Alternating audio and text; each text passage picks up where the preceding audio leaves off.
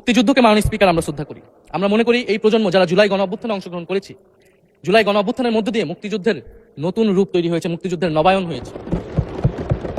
মাননীয় স্পিকার, ফলে মুক্তিযুদ্ধের সাথে জুলাই গণ অভ্যুত্থানের কোনো সাংঘর্ষিক অবস্থান নেই।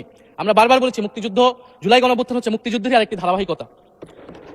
মুক্তিযুদ্ধে আমরা সাম্য মানবিক মর্যাদার কথা বলেছি, জুলাই গণ অভ্যুত্থানে আমরা বৈষম্য বিরোধী গণতান্ত্রিক বাংলাদেশের কথা বলেছি। মাননীয় স্পিকার, কোথায় পার্থক্য, কোথায় আলাদা, এবং কোন ঘটনা বড় কোন ঘটনা ছোট, এটা অহৈতুক তর্ক। মাননীয় স্পিকার, আমরা কেউ বলি নাই যে জুলাই গণ অভ্যুত্থান মুক্তিযুদ্ধের থেকে বড়, বা জুলাই গণ অভ্যুত্থান 90-এর থেকে বড় বা 90-এর থেকে ছোট। জুলাই গণ অভ্যুত্থান এক বিশেষ ঘটনা বাংলাদেশের ইতিহাসে, মুক্তিযুদ্ধ এক বিশেষ ঘটনা, মুক্তিযুদ্ধ বাংলাদেশের ফাউন্ডেশন। মাননীয় স্পিকার, এটার ব্যাপারে আমরা আনকম্প্রোমাইজেবল, এটা নিয়ে কোনো বিতর্কের কোনো সুযোগ নাই।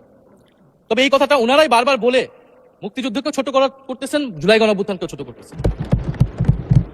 আরেকটি বিষয় মাননীয় স্পিকার, মুক্তিযুদ্ধর কথা যখন এসেছে, আমরা যে সাম্প্রতিক সময়ে জাতীয় মুক্তিযোদ্ধা কাউন্সিল জামুকা আইন সংশোধন করা হলো, অধ্যাদেশ পাশ করা হলো, সেখানে কিন্তু একটা গুরুত্বপূর্ণ সংশোধনী এসেছে। মুক্তিযোদ্ধাদের সংজ্ঞা থেকে মুজিব বাহিনীকে বাদ দেওয়া হয়েছে মাননীয় স্পিকার। এবং আপনারা জানেন যে এই মুজিব বাহিনী, সেটাকে সংযুক্তির মাধ্যমে হাজার হাজার ছাত্রলীগের নেতাকর্মীকে মুক্তিযোদ্ধা সার্টিফিকেট দেওয়া হয়েছিল। মাননীয় স্পিকার, মুজিব বাহিনীর রোল কি ছিল, এটা আপনারা এখানে যারা অভিজ্ঞ মাননীয় স্পিকার অনেক মুক্তিযোদ্ধা আছেন, তারা ভালো করেই জানেন। মুজিব বাহিনী তৈরি হয়েছিল অন্তর্ঘাত তৈরি করার জন্য। তারা অস্ত্র হাতে দেশে পাকিস্তান বাহিনীর বিরুদ্ধে যুদ্ধ করে নাই, তারা দেশে ঢুকে মুক্তিযুদ্ধের আওয়ামী লীগ বাদে অন্য যেই পক্ষগুলো রয়েছে তাদেরকে হত্যা করেছিল। মাননীয় স্পিকার, ফলে মুজিব বাহিনী কিন্তু কোনো মুক্তিযোদ্ধা না বর্তমান আইন অনুসারে। কিন্তু এখানে অনেক মুজিব বাহিনীর কিছু লোক আছেন, তারা নিজেদেরকে মুক্তিযোদ্ধা হিসেবে বারবার জাহির করছে। ফলে আমাদেরকে এই ফারাকটাও করতে হবে মাননীয় স্পিকার। এবং মুক্তিযুদ্ধের পক্ষ বিপক্ষের রাজনীতি গত 50 বছর ধরে হয়েছে, আমরা এই সমাধান এখনো কেন করতে পারিনি? মাননীয় স্পিকার, এই দায়ভার কে নেবে? বিএনপি কি নেবে না, যারা 29 বছর জামাতের সাথে রাজনীতি করেছে? একটা কথা তো এখন সবাই বলে, সাথে থাকলে সঙ্গী, না থাকলে জঙ্গি। ফলে এটার দায়িত্ব ছিল তো ওনাদের, এই রিকনসিলিয়েশন তৈরি করা, এই প্রশ্নের সুরাহা করা। জুলাই গণ অভ্যুত্থানের পরে, স্বাধীনতার 54-55 বছর পরে জাতীয় সংসদে মুক্তিযুদ্ধের পক্ষ আর বিপক্ষ বলে ভাগ থাকবে, এটা তো মাননীয় স্পিকার আমরা প্রত্যাশা করি, এটা এই প্রজন্ম প্রত্যাশা করে না। আমি মাননীয় স্বরাষ্ট্রমন্ত্রীর সাথে একমত পোষণ করি যে ইতিহাসের এই বিতর্ক আমাদেরকে সমাধান করতে হবে, একপাশে রেখে সামনের দিকে এগিয়ে যেতে হবে, এবং এটা সব পক্ষকে এটার জন্য দায়িত্বশীল ভূমিকা পালন করতে হবে।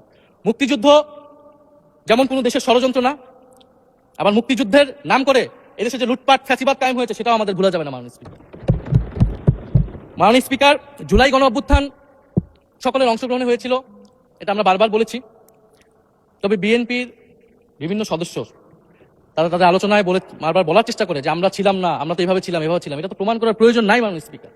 এটা কেন এত হীনমন্যতা আমাদের এটা বুঝে আসে না। বিএনপি তো অবশ্যই জুলাই গণ অভ্যুত্থানে ছিল, আমাদের সাথেই ছিল।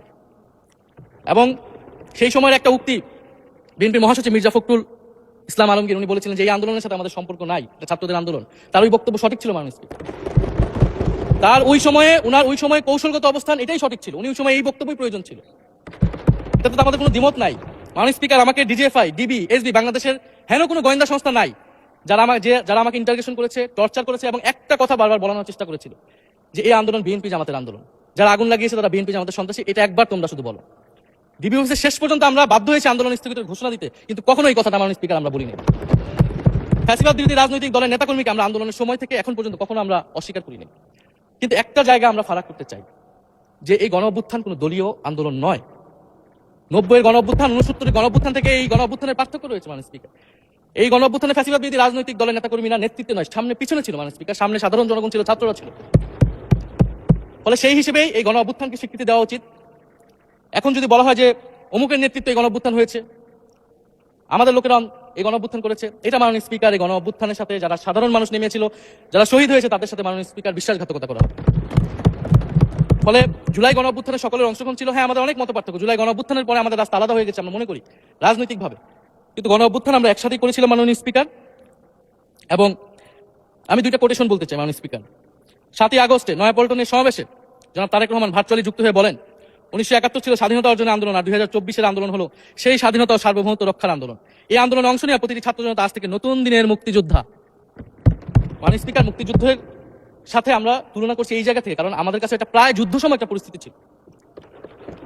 6ই আগস্ট বঙ্গভবনে আলোচনা শেষে ব্রিফিং এ মির্জা ফখরুল ইসলাম আলমগীর বলেন, ছাত্র জনতা বুকের রক্ত দিয়ে আমাদের নতুন এক সকাল উপহার দিয়েছে, বাংলাদেশ আজ দ্বিতীয়বার স্বাধীন হলো। এই স্বাধীনতা আমাদের রক্ত দিয়ে রক্ষা করতে হবে মাননীয় স্পিকার।